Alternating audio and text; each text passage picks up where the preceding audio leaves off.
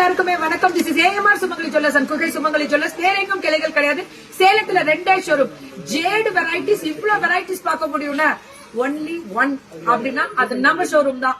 அல்டிமேட்டா வேற லெவல்ல இன்ட்ரோடக்ஷன் கொடுத்திருக்காங்க.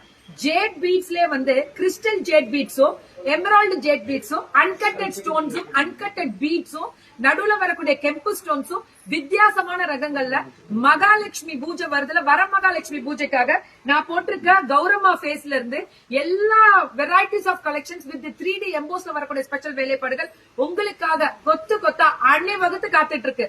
மிஸ் பண்ணிட வேணாம். திஸ் இஸ் அப்சல்யூட்லி பியூட்டிஃபுல்லா இருக்கக்கூடிய ஒரு ஸ்பெஷல் வேலைப்பாடுகள்.